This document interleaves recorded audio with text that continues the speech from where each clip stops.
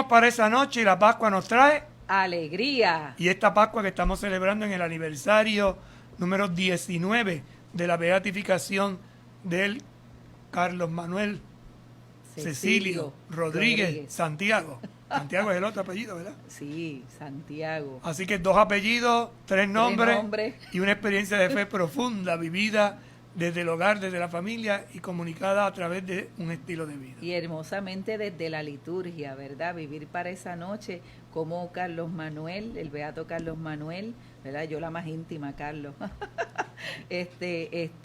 Nos fue introduciendo a esa experiencia de vivir también, no solo para esa noche, sino amar y conocer la liturgia. Vivir de esa noche, podría ser la expresión más clara, ¿verdad? Es decir, desde la experiencia de la Pascua, realizamos y proyectamos nuestra vida. Bueno, pues buenas tardes, Sor Cristina. Buenas tardes, Padre Obispo. Qué Así alegría, que estamos ¿verdad? contentos y alegres por esta gran fiesta y esperamos que el Señor nos conceda también la gracia de poderlo venerar como santo de la Iglesia, es decir, a nivel universal. Seguro que sí, esperamos en Dios que eso se dé pronto, por eso hay que continuar orando por la intercesión del beato Carlos Manuel para que se dé ese milagro que se necesita para de esta forma también tenerla en los libros, en las letanías de los grandes santos.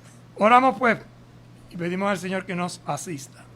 Señor Jesucristo, tú que nos acompañas en el camino de la vida, te pedimos que enciendas nuestros corazones con el fuego de las Escrituras, para que participando en tu mesa seamos fortalecidos en el amor y la unidad, y así lleguemos a ser auténticos servidores del reino. Tú que vives y reinas por los siglos de los siglos. Amén. Santa María de Guadalupe. Ayúdanos a ser discípulos misioneros. San Juan Diego. Ayúdanos a ser discípulos misioneros. Beato Carlos Manuel. Ayúdanos a ser discípulos misioneros. Los santos son modelos, son como estrellas en el cielo, puntos de referencia en el camino de nuestra fe, que nos ayudan a vivir el Evangelio. Y se santifica cada uno, como hemos estado viendo en estos días anteriores, a través de esta carta apostólica, esta exhortación, desde la vida, desde lo que son, con sus debilidades, sus limitaciones, sus pecados, pero sobre todo con su gran amor puesto al servicio de los demás y sobre todo entregado al Señor. Hemos estado haciendo, Padre, un camino en este llamado a la santidad. En este primer capítulo hemos visto, ¿verdad? Y hemos escuchado, aquellos que nos sintonizan por Facebook Live, pues nos ven, los que nos escuchan por las ondas radiales de Católica Radio 88.9.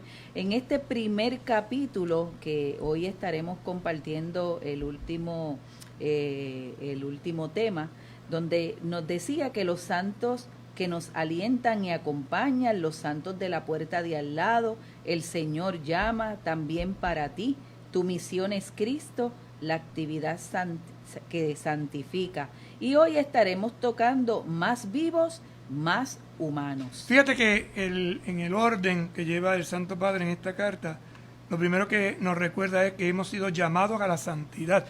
Por eso el capítulo primero toca el tema de la llamada a la santidad. Y la santidad está compuesta de hombres y mujeres que alientan y acompañan, que viven a nuestro lado, a los que el Señor llama. Y si a ellos los llamó, también nos llama a nosotros. ¿Y para qué nos llama? A una misión. Esa misión que es la misma que Cristo tuvo y que nos la comparte.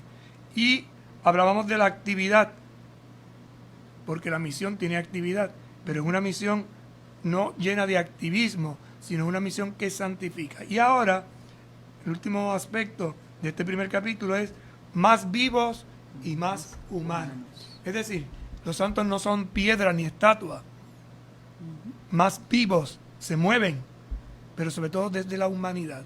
Y esto es interesante porque hoy vamos a ver 2 peligros que corremos como cristianos que nos pueden desviar de ese camino de santidad y que tienen que ver con la humanidad especialmente. Bien, pues entonces continuamos en este primer capítulo. En el número 32 nos dirá: no tengan miedo de la santidad. No tengas miedo. Es decir, no hay que temerle a la santidad. La santidad es lo más normal. Es como el agua. Al agua no hay que temerle porque nos tenemos que bañar. Al agua no hay que temerle porque la necesito para vivir. Y así sucesivamente tantas cosas en la vida. Entonces lo primero es no tener miedo a esa propuesta. A ser santo, ¿verdad? Esa santidad. No te quitará fuerzas, vida o alegría. Y ahí volvemos a aspectos humanos. Hay gente que piensa que ser santo es como ser zángano, y no tiene, es todo lo contrario. Es una persona viva, es una persona actuante, es una persona dinámica. Una persona alegre. Cada uno tenemos nuestro temperamento, y una cosa es el temperamento y otra cosa es cómo se vive en ese proceso con el temperamento que tenemos, el camino de la santidad. Dice, todo lo contrario, porque llegarás a ser lo que el Padre pensó cuando te creó y serás fiel a tu propio ser. El Padre ya me ha pensado, el Padre ya te ha pensado. No nacemos al azar. Si estamos vivos es porque Dios quiere que vivamos. Y esto es importante, y cuando yo tomo conciencia de esto, entiendo cuál es mi misión. De lo contrario, seré un sin misión. Sí, estaré vagando sin saber para qué. Y hay gente que anda así. Yo no sé cuál es mi misión, yo no sé qué es lo que tengo que hacer. Descubre la vida que el Señor te ofrece y te propone y verás cuál es tu misión. Por eso, si nos vamos a unos números que compartimos con ustedes en días pasados, veíamos que de esta experiencia, desde ese ser pensados y creados por Dios, vemos que también estos grandes santos vivieron unas experiencias en sus errores, en su día a día, en su humanidad, en sus debilidades, pero siendo seres ordinarios, hicieron cosas extraordinarias que le dieron, ¿verdad?, esa gran oportunidad de alcanzar pues esa santidad plena a la que tú y yo estamos llamados. ¿Qué fue lo extraordinario que hicieron? Que le pusieron vida, que le pusieron amor, que le pusieron fe. Es hacer de lo ordinario o extraordinario. No es inventar cosas raras. La santidad no es inventar cosas raras. La santidad es lo ordinario, lo normal, lo cotidiano. ¿Cómo lo hago que florezca, que fructifique? Nos continúa diciendo el Papa, depender de Él nos libera de las esclavitudes y nos lleva a reconocer nuestra propia dignidad. Un gran don que el Señor nos ha regalado es el don de la libertad.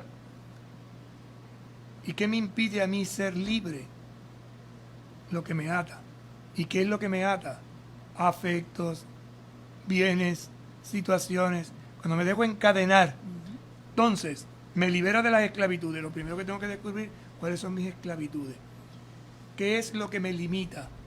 Y pedir la fuerza al Señor para que nos ayude. Y no hay que asustarse de descubrir una limitación, todo lo contrario. Descubro la limitación y se me convierte en un desafío. Y lo supero en la medida en que lo acepto y busco alternativas de solución. Y dirá que nos libera de esas esclavitudes y que nos lleva a reconocer nuestra propia dignidad. Y una dignidad que nos la dio Dios cuando nos creó a su imagen y semejanza. Y eso es clave, porque a veces nos quedamos simplemente en la herida, en el pecado, en lo negativo. Y no nos damos cuenta que el ser humano está llamado a lo bueno, a lo positivo, a lo perfecto. Claro. Por eso, Padre, cuando murmuramos contra una persona, le matamos la dignidad. ¿Cómo después esa persona que se ha sentido herida puede recuperar esa dignidad que a lo mejor tú y yo, por nuestra imprudencia, hemos dañado? Si esa persona la ilumina como la cruz, y desde la cruz, entonces sabe que Dios permite ese mal, ¿para qué? Para crecer. Y esta es la clave, que en mi debilidad, en mi limitación, en mi pecado, reconozco la obra de Dios. Por eso en el pregón pascual se canta, feliz culpa que mereció tal Redentor. ¿Por qué el Señor permite que yo caiga en un pecado? Porque esa es mi debilidad. Y desde esa debilidad es que el Señor puede ayudarme, si yo me dejo ayudar. El Señor no puede hacer nada si yo no le doy permiso. Y esto también es importante entenderlo. Es que yo soy tan malo. Mientras tú sigas pensando que eres malo, seguirás siendo malo. Pero en el momento que tú dices, espérate que yo tengo una dignidad. De sentirme aniquilado, lo transformo en aquilatado. Y esa aquilatación brilla. Y está fundada ¿en qué? En algo negativo que se transformó en desafío y en posibilidad de santidad. Nos continuará diciendo el Papa, esto se refleja en Santa Josefina Vaquita. Una de las nuevas santas proclamadas. Una mujer, cuando uno lee su vida, es muy interesante porque era una esclava. Vamos a ver la síntesis que dice el Papa.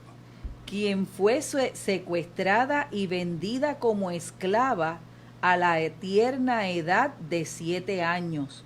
Sufrió mucho en manos de amos crueles. Por lo tanto, no tuvo una vida fácil. Desde los 7 años. Ay, ¿qué es lo que me ha pasado? Pero llegó un momento en que ella dice, pero yo no puedo seguir así. Y ahí es donde viene su conversión. Siendo esclava, se convierte, pero convierte la esclavitud en un paso de libertad. Por eso dirá. Pero llegó a comprender la profunda verdad de que Dios y no el hombre es el verdadero Señor de todo ser humano, de toda vida humana. Por eso el que se esclaviza a otro ser humano pierde su dignidad. Y esta es la gran noticia que Jesús nos trae, que somos gente libre. Decía un gran pensador, podrán encadenar mi cuerpo, pero mi mente nunca. Y mi mente es lo que me motiva, lo que me mueve, lo que me positiviza. Si yo me dejo esclavizar la mente, me destruyo. Esta experiencia se transformó en una fuente de gran sabiduría para esta humilde hija de África. Cuando uno lee su vida, sus escritos, entiende el sufrimiento que la fue transformando hasta convertirla en eso, en una santa. No hizo de su situación difícil una desgracia, sino que la hizo un camino de gracia. Camino, y ese camino, ese pasito a pasito, desde la experiencia, desde su realidad, la fue llevando a tener un encuentro con la persona de Jesucristo. Por eso dirá, en la medida en que se santifica, cada cristiano se vuelve más fecundo para el mundo. ¿Y qué es la fecundidad? Que da frutos. Entonces, lo que aparentemente no da, el santo lo multiplica y lo hace dar. Y lo hace dar con alegría. Crea un ambiente diferente, un ambiente sano, un ambiente de salud. Los obispos de África Occidental nos enseñaron, estamos siendo llamados en el espíritu de la nueva evangelización, a ser evangelizados, a evangelizar a través del empoderamiento de todos los bautizados para que asuman sus roles como sal de la tierra y luz del mundo, donde quiera que se encuentren. Fíjate que esto es interesante. En un espíritu de nueva evangelización, que decía el Papa San Juan Pablo, nueva en su ardor, nueva en sus métodos y nueva en sus experiencias, expresiones, han de ser evangelizados, yo recibo, pero para evangelizar, discípulos misioneros. ¿A través de qué? Del empoderamiento, es decir, de asumir todos los bautizados, no son únicamente los consagrados o los religiosos o los ministros, todos los bautizados, para que asuman sus roles como sal y luz. Sal que da sabor, luz que ilumina. Entonces cada uno, en el lugar donde se encuentran, se convertirá en esa sal que da sabor, en esa luz que ilumina, en esa fuerza de levadura que transforma lo que está a su alrededor. Nos dirá el número 34. No tengas miedo de apuntar más alto, de dejarte amar y liberar por Dios. Interesante. No tengas miedo a apuntar, es decir, a subir, a mirar a lo alto. Déjate amar. Déjate liberar por Dios. Deja que Dios actúe en tu vida. Hay gente que se resiste. A veces nos pasa, tenemos personas que nos quieren ayudar y lo echamos. No queremos. Si eso lo hacemos con una persona que está a nuestro lado, imagínense cuando lo hacemos con Dios. En otras palabras decimos, no queremos saber nada de Dios, yo no quiero que Dios me ayude. Yo soy yo. Y como soy yo, ahí vendrá lo que en el próximo capítulo se nos explicará, que hay 2 sutiles enemigos en contra del camino de la santidad. Y uno va por ahí. No tengas miedo de dejarte guiar por el Espíritu Santo. El Espíritu entonces te apunta más alto.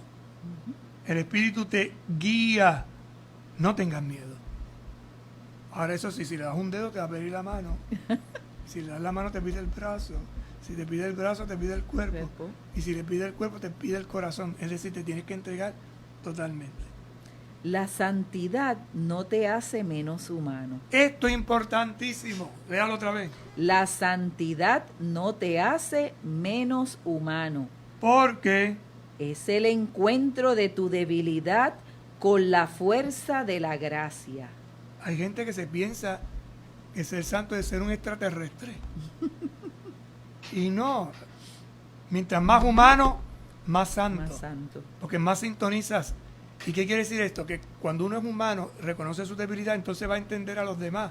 Porque yo no te voy a enjuiciar a ti ni te voy a condenar, porque sé que alguien me ha perdonado a mí. Y este alguien es Dios. Y si Dios me perdonó en mi debilidad, ¿por qué soy yo quién soy yo para juzgarte, para condenarte, para rechazarte? Y esto es para todo. Dios hace camino de santidad con cada uno. Y conmigo lo hace de una forma y contigo lo hace de otra. Pero lo hace camino. Te lleva en la ruta. Por eso. En el fondo, como decía León Bloy, en la vida existe una sola tristeza, la de no ser santo. Esta es una frase que el beato Carlos Manuel también decía con mucha frecuencia. Solo hay una tristeza, la de no ser santo. ¿Y santo qué quiere decir? Humano. Por eso cuando nosotros leemos la vida de los santos, escrita por una persona seria, te das cuenta que son humanos hasta la 10ª potencia, podríamos decir, ¿no? Pero cuando uno empieza a leer esas historias que sacan a la gente de la realidad, tú dices, ay, no, eso no hay quien lo imite. Entonces te centra, te saca, te desvirtúa el verdadero camino de la santidad. Es como cuando uno lee, padre, la historia o la vida del santo cura de Ars, que verdad que decían que era como que gruñón, era fuerte de carácter, y va a este pueblo a evangelizar, y cómo el Señor fue transformando esa vida, que en el pueblo mismo no lo querían, y se logró ganar la aceptación de ese pueblo. No solo el aspecto de gruñón, que más bien era tímido, era una persona muy depresiva. Lo curioso del caso es que varias veces huyó de la parroquia, se fue, porque no aceptaba, hasta que entendió que Dios lo quería allí. O sea, corto en pensamiento, en estudios, se sentía impotente, y entonces por eso se escapaba. Y Dios siempre lo volvía a traer. Hasta que él entendió, Dios, pues si esto es lo que Dios quiere de mí. Y ahí es cuando comienza entonces a transformar. Y aquel pueblito, o aquel pueblucho que nadie conocía, se convirtió en un punto de referencia donde grandes pensadores, grandes gente de saber, iba a encontrarse con aquel cura en aquella montaña. Hoy Ars es conocida por casi todo el mundo, ¿verdad? En el ámbito cristiano. Y hoy es un pueblo desarrollado. Pero en aquel entonces era menos que un barrio. ¿Cómo Dios, a través de este hombre, que acepta ser una pequeñita luz, un poquito de sal, se convierte en levadura? Pausamos y en breve regresamos. Con un paso de fe a Cristo verás, con un paso de fe a Cristo verás, con un paso de fe a Cristo verás, con un paso de fe a Cristo verás. ¡Los cuatro! Moverás las montañas, caminas sobre agua, caminas sobre fuego. Su palabra y baja el río, baja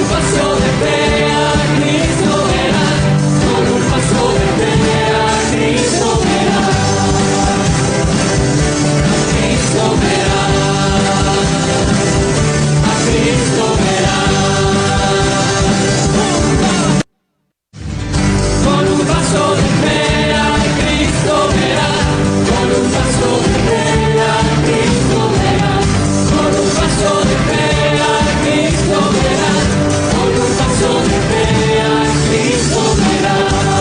Los cuatro. Moverás las montañas, caminas sobre agua, caminas sobre fuego, proclamas su palabra, y baja el río, baja el río, baja el río, hacia el Jordán, baja el río, baja el río, baja el río, hacia el Jordán. Con un paso de fe a Cristo verás, con un paso de fe a Cristo verás, con un paso de fe a Cristo verás, con un paso de fe a Cristo verás, Cristo verás, a Cristo verás. Con un paso de fe a Cristo verás, con un paso de fe a Cristo verás, con un paso de fe a Cristo verás, con un paso de fe a Cristo verás. ¡Los cuatro! Moverás las montañas, caminas sobre agua, caminas sobre fuego, proclamas su palabra, y baja el río, baja el río. Bien, continuamos con su programa Mi Camino de Fe, pasito a pasito, en este llamado a la santidad, que esta exhortación del Papa Francisco nos está iluminando en este tiempo pascual, en este vivir para esa noche, en esta experiencia de que Cristo resucitó, de que está vivo y que nos quiere bien Vivos, bien vivísimos. vivos, ¿verdad que sí, Padre? Este Y- capítulo segundo que vamos a ver ahora es un poquito difícil de entender a simple vista. Vamos a estar utilizando un lenguaje, unos términos que quizás los repetiremos varias veces para que tratemos de entender. Fíjense, va a hablar de dos sutiles enemigos de la santidad. Hermana, ¿qué es una cosa sutil? Una cosa sutil, algo que se puede notar o no se puede notar. Se cuela. ¿Ves? Se cuela ahí sutilmente. O sea, una cosa cuando es sutilmente es que se cuela así, poquito a poco, sin darse uno mucho cuenta. Por eso necesita uno tener los ojos bien abiertos. Y en este capítulo el Papa nos va a advertir que hemos sido llamados a un camino de santidad. Pero en ese camino de la santidad tenemos dos enemigos que son bien sutiles, que nos envuelven y nos amarran y nos apartan del camino. ¿Cuáles son esos dos sutiles enemigos?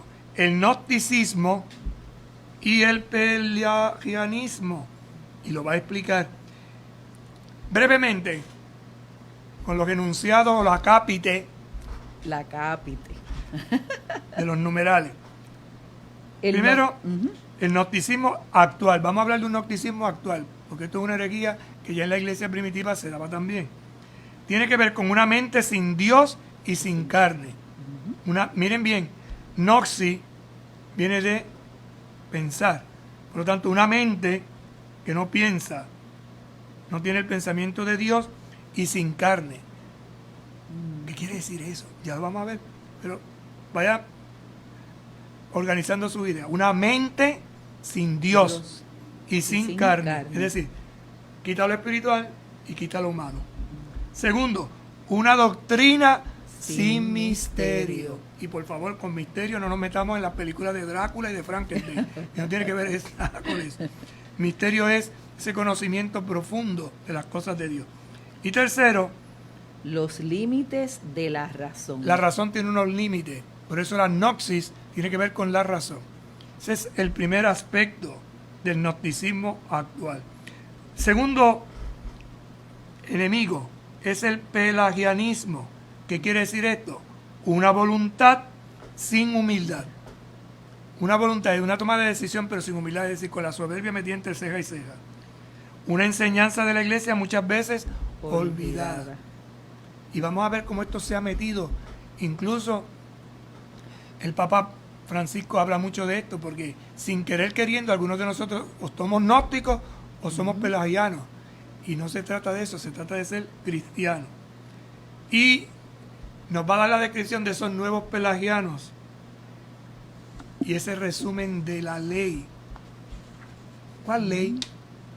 Vamos a ir poquito a poco para que veamos cuál es esa ley fundamental, esa ley que nos va a dar pistas de por dónde quiere el Señor guiarnos.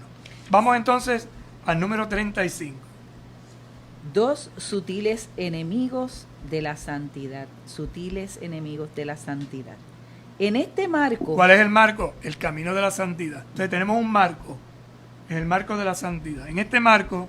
Quiero llamar la atención acerca de 2 falsificaciones de la santidad que podrían desviarnos del camino: el gnosticismo y el pelagianismo. Por lo tanto, hay un cuadro.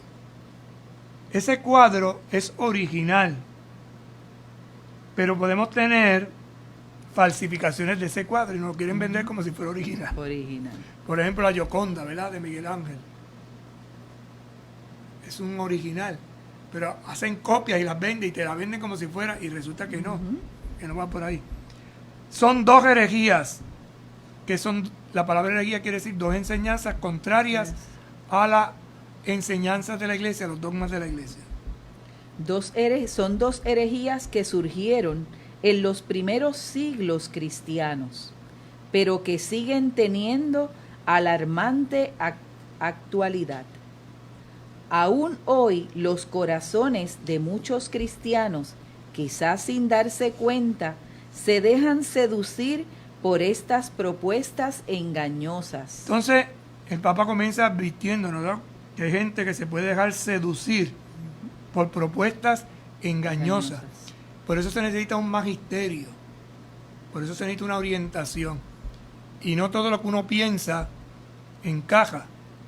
Nosotros tenemos una doctrina que está fundamentada en unas enseñanzas que brotan del Evangelio, de las palabras de Jesús.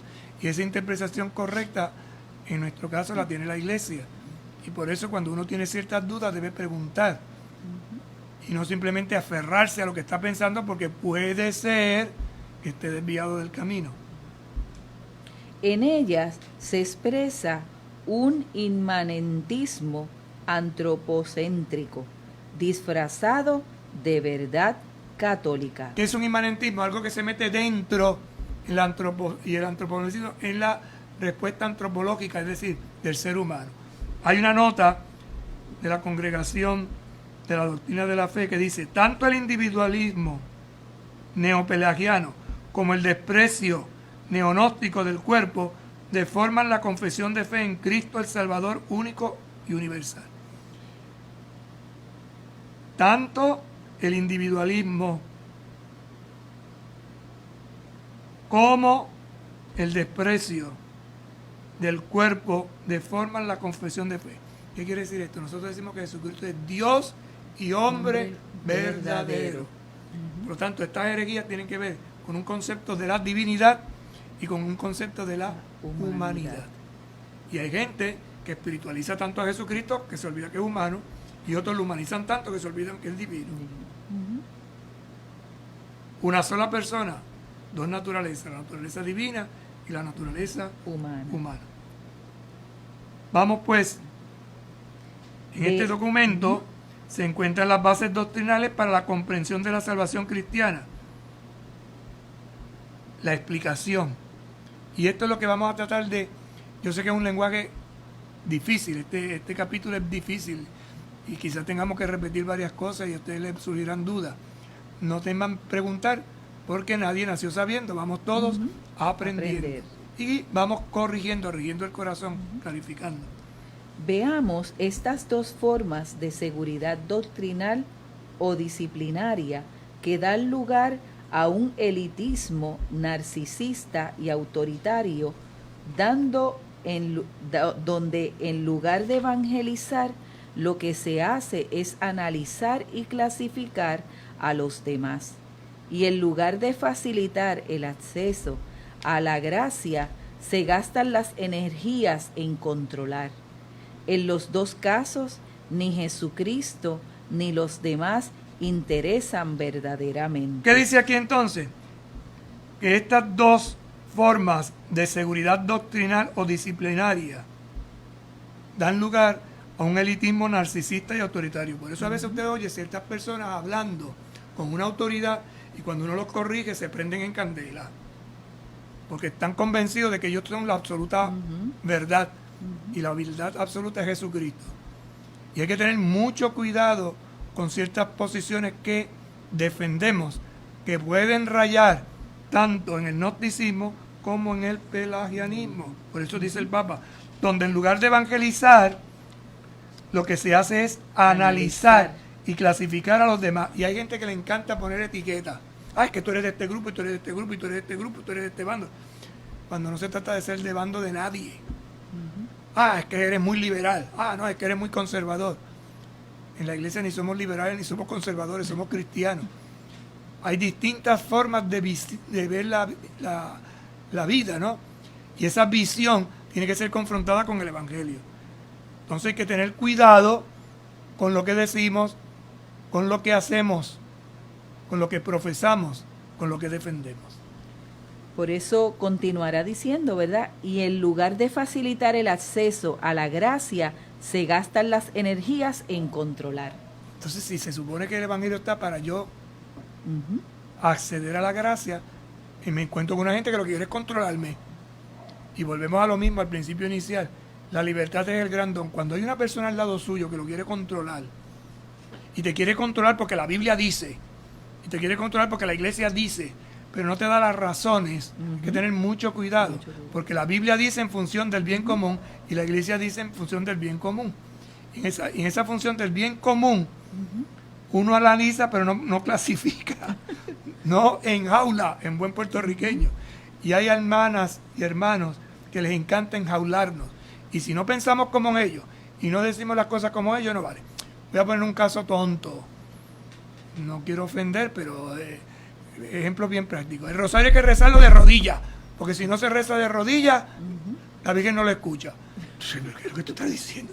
¿Cómo que? O sea, ¿qué es lo importante aquí? Rezar el rosario, dedicar un tiempo a la alabanza a la Virgen, ¿no? Entonces, si esa oración a mí me favorece rezarla sentada, pues la rezo sentada.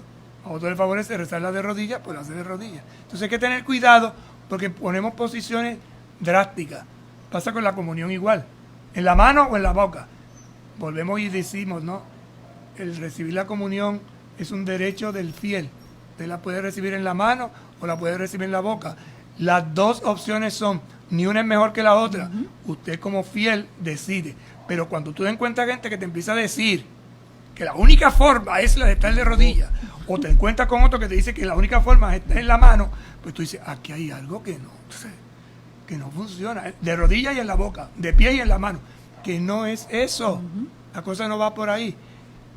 Yo sé que esto a alguna gente le pica y le repica y le mortifica, pero hay que tener cuidado, hay que analizar las cosas y tener una mente abierta a ver qué es lo esencial y lo importante. En los dos casos, ni Jesucristo ni los demás interesan verdaderamente. Interesante, ¿verdad? No me interesa Jesucristo ni me interesa la gente. Lo que me interesa es que hagan lo que yo quiero. Y porque yo lo digo y porque yo lo hago. Cuidado. Eso no es sano. Vamos entonces a la definición del gnosticismo actual. En el ahora, en el aquí, en este momento. El gnosticismo supone una fe encerrada en el subjetivismo. Fíjense qué quiere decir esto. Una fe encerrada en el subjetivismo, es decir, en lo que yo pienso, en lo que a mí me interesa, en lo que a mi forma de ver y entender es lo que tienes que hacer. Eso no es fe.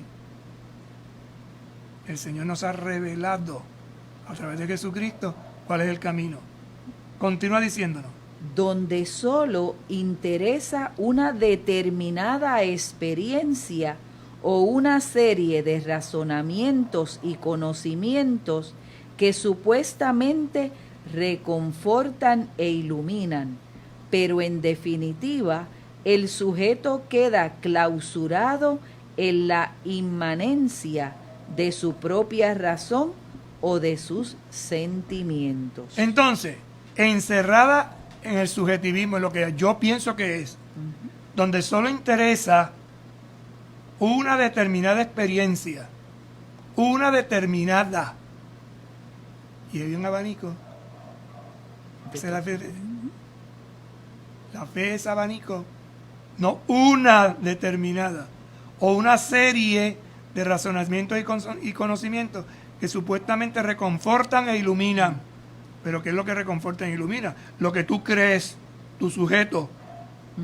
Entonces te encierras en esa inmanencia, lo metes dentro de ti, en tu propia razón y en tus sentimientos, y de ahí no sale. En resumidas palabras, y sobre todo caminos de esperanza. Y en esa esperanza, ¿verdad? Tenemos en esta exhortación una luz. Hoy el Papa nos está iluminando a cada uno de nosotros desde esta experiencia pascual, desde esta pandemia que estamos viviendo a nivel de la humanidad, pero cómo esta exhortación también nos está haciendo un llamado a la santidad, nosotros siendo hombres y mujeres ordinarios para poder hacer cosas extraordinarias, ¿verdad? Y de esa manera, pues ese llamado a la santidad, dar una respuesta en el día a día. Pero por eso es que es importante para nosotros conocer aquellos enemigos que tenemos a nuestro lado también, para no caer en esas falsedades, en esas situaciones que en vez de acercarnos a Dios, nos alejen más de Él. Y recordemos que no es un enemigo personal y físico. O sea, no es una persona, es la forma en que piensa. Ya decía San Agustín, odiemos el pecado radical, pero amemos la persona. Entonces, el diálogo nos lleva a comprender. Aplicándolo a la pandemia, o sea, hay unas decisiones que toman en búsqueda del bien común. Y este bien común nos pide, por ejemplo, durante este tiempo veremos a ver ya las nuevas decisiones que se toman, pero en este tiempo a quedarnos en nuestra casa. Y esto ha supuesto una reestructuración a muchos niveles, incluyendo el plano que nos corresponde a nosotros como eclesiásticos, como religiosos, el plano espiritual. Entonces, cuando tú oyes expresiones que tú dices, conviene que nos quedemos en nuestros hogares, necesitamos en este momento, por respeto a la salud, por el bienestar de la salud, por ayuda a los más vulnerables, quedarnos en nuestra casa, por eso tomamos la dolorosa decisión de suspenderle el culto público, no el culto de adoración, porque la gente dice, no nos están dando Eucaristía, eso es falso. La Eucaristía se está celebrando, lo que no se está dando es la comunión directamente. ¿Y por qué lo hacemos? Por solidaridad. Pero no le negamos a una persona que se esté muriendo el recibir la comunión, porque se le lleva. Se busca la forma de que la comunión la pueda recibir. Pero entonces de ahí irnos a los extremos y decir, nos han quitado todo. Hey. Entonces tú oyes ciertas expresiones, tú dices, pero, hello, ¿qué es lo que pide nuestra fe? Fundamentalmente, que creamos en el Dios de la vida. Si yo como obispo responsable, junto con los demás obispos responsablemente, hacemos un análisis, tomamos unas decisiones, buscando el bien común, en nombre del Dios de la vida, usted tiene que pensar que nosotros no somos tan obtusos. Y que lo que estamos buscando no es suspender ni quitar, sino favorecer y ayudar en este momento que es único en la historia que nos ha tocado vivir a nosotros. Porque esto es una cosa histórica. ¿Quién de nosotros iba a pensar que esto iba a suceder en este momento y en este siglo? Y nosotros mirando un poco nuestra realidad ponceña, después de un terremoto. O sea, eso no estaba en nuestros planes. Un proyecto de pastoral que se va desarrollando en planes de organización, vamos a la calle, sal a la calle, ayuda a la gente en la calle, y ahora resulta que me tengo que quedar en mi casa. Entonces, es desconcertante. Pero ¿qué nos quiere decir el Señor con esto? Y desde esta experiencia de fe es que tenemos que iluminar. Por eso, mañana hablaremos de una mente sin Dios y sin carne, que es un aspecto de este gnosticismo. Espero no se sientan ofendidos ni atacados, pero sí invitarlos a reflexionar con serenidad, porque hay decisiones que se toman y no siempre tenemos todos los elementos a la mano. Y aunque hay una necesidad y un deseo profundo, no siempre se entiende del todo. Por eso es que este programa, ¿verdad?, que estamos llevando a cabo todos los días hasta de lunes a sábado y compartiendo, y le hemos querido llamar Mi Camino de Fe, es para que nosotros, ¿verdad?, vayamos nuevamente retomando, volvamos a acercarnos a la verdadera doctrina, a la verdadera fe, y poder, ¿verdad?, en medio de todo lo que hoy la humanidad